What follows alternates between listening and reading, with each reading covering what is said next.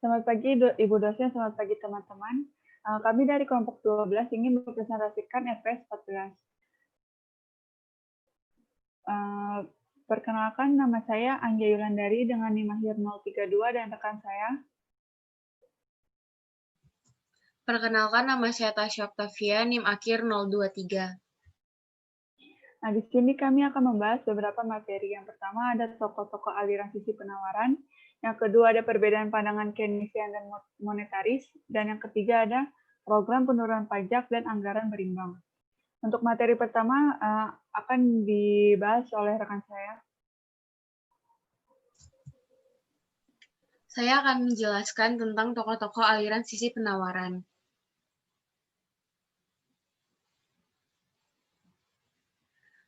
Menurut Harold Macchio dan Thomas Willett, aliran sisi penawaran dapat dibedakan atas dua kelompok, yaitu kelompok utama dan kelompok radikal. Kelompok aliran utama diwakili Martin Feinstein dan Mikhail Boskin. Kelompok ini menekankan perlunya insentif pajak dalam memacu pertumbuhan ekonomi lewat dampaknya terhadap tabungan dan investasi. Kelompok utama banyak menganalisis dampak perubahan pajak terhadap penawaran labor serta dampak program keamanan sosial terhadap jumlah tabungan. Kelompok radikal adalah kelompok yang mendapat publisitas lebih banyak. Kelompok ini menyatakan bahwa pemotongan pajak akan memberikan dampak positif terhadap tabungan, investasi, dan penawaran tenaga kerja serta penerimaan total yang lebih banyak dari pajak. Kelompok radikal pada intinya mengajukan dua preposisi. Yang pertama, pemotongan pajak akan memberi dampak besar terhadap produktivitas kerja sehingga secara total penerimaan dari pajak akan meningkat. Yang kedua, program pemotongan pajak memberi dampak positif dalam meningkatkan laju pertumbuhan output dan mengurangi inflasi. Kelompok ini diwakili oleh Arthur Laffer dan George Gilder. Secara keseluruhan dapat dikatakan bahwa aliran sisi penawaran muncul tahun 1970-an dan semakin populer tahun 80-an di mana pemerintahan Reagan di Amerika Serikat. Karena pandangan pakar-pakar aliran sisi penawaran langsung dijalankan oleh Reagan, maka pandangan ekonomi mereka juga sering dijuluki Reaganomics. Bagaimanapun, tidak ada definisi yang spesifik dari Reaganomics. Ini selain kebijaksanaan ekonomi yang dijalankan oleh pemerintah Reagan, terutama tahun 1981 dan 1982. Kebijaksanaan yang dianut oleh Reagan untuk menghadapi inflasi dan kelesuan ekonomi pada tahun 80-an sesuai anjuran aliran baru dikenal dengan sisi penawaran atau supply side economics. Next.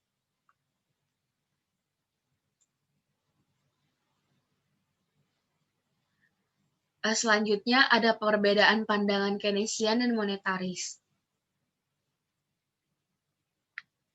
Dalam mengatasi masalah ekonomi, keynesian lebih menyukai kebijakan fiskal yang bersifat ekspansif, namun monetaris menyukai kebijakan moneter yang kontraktif konservatif. Walaupun demikian, di antara keduanya mempunyai persamaan, yaitu melihat perekonomian dari sisi permintaan. Berbeda dengan kuda aliran di atas, aliran sisi penawaran percaya bahwa yang harus diberi perhatian utama bukan dari segi permintaan seperti keynesian maupun monetaris, melainkan sisi penawaran.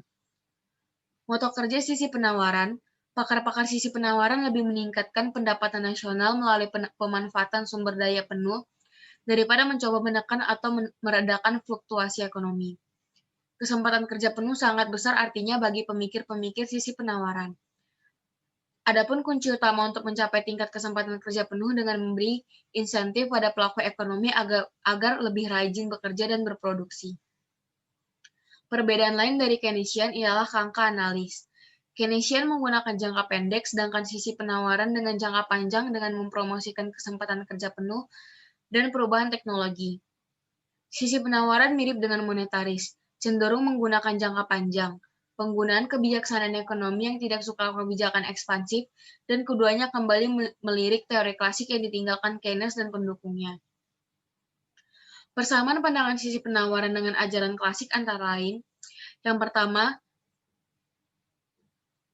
dalam penjelasan inflasi maupun deflasi, keduanya menekankan pembahasan dari sisi produksi atau sisi penawaran.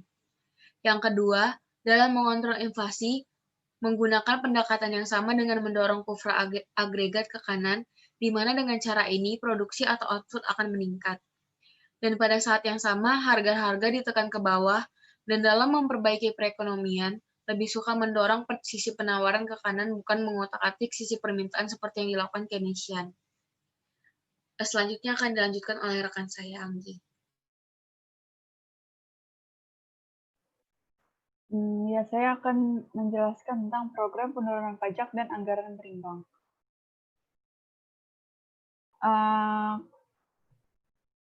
Kebijaksanaan yang dilancarkan negara-negara penghasil minyak yang tergabung dalam OPEC telah mengguncang perekonomian Amerika Serikat 2 kali. Goncangan pertama terjadi pada tahun 1973 sampai 1974. Pada goncangan pertama ini, harga-harga minyak naik sampai 4 kali lipat dalam sekejap. Akibatnya, perekonomian di negara-negara industri mengalami resesi yang sangat parah, terburuk sesudah depresi besar-besaran tahun 30-an. Goncangan kedua terjadi pada tahun 1979 sampai 1980, disebabkan oleh kenaikan harga-harga minyak. Akibat dari goncangan tersebut, harga-harga menjadi naik dan inflasi melambung. Di sini ada kebijaksanaan dan langkah-langkah yang dapat dilakukan untuk peningkatan output nasional sekaligus membuka kesempatan kerja serta menekan laju inflasi. Cara yang dianjurkan untuk ditempuh cukup banyak, antara lain yang pertama ada mendorong masyarakat untuk lebih rajin menabung, yang kedua menurunkan tingkat pajak, yang ketiga ada mendorong masyarakat untuk lebih berani mengambil usaha, yang keempat ada mendorong mobilisasi angkatan kerja, dan yang terakhir ada mendorong masyarakat untuk lebih banyak bekerja di sektor real. Aliran sisi penawaran juga percaya bahwa pemotongan pajak tidak akan menyebabkan berkurangnya produksi nasional, tetapi justru akan meningkatkannya. Aliran sisi penawaran percaya bahwa program pemotongan pajak akan menguntungkan semua pihak. Pekerja memperoleh pendapatan sesudah pajak atau income after tax yang lebih tinggi. Pemerintah juga memperoleh penerimaan total pajak yang juga lebih besar. Jam kerja yang lama berarti output nasional akan meningkat dan perekonomian akan berkembang. Pada masa pemerintahan Reagan, dilakukan apa yang disebut tax reform, yaitu program pembatasan berbagai bentuk pajak yang disertai jaminan konstitusi amandemen bahwa pengeluaran pemerintah harus berimbang dengan penerimaan atau balance budget. Amandemen anggaran berimbang mempunyai target agar pengeluaran pemerintah diturunkan hingga 20% dari GNP. Dengan pematokan seperti itu, berarti pengeluaran pemerintah hanya mungkin jika GNP naik. Pendukung program yang bersifat balance budget antara lain Alan Blinder dan Douglas Holtz Aiken, serta Herbert Stein. Sekian dari kelompok kami, dilanjutkan dengan sesi diskusi. Terima kasih.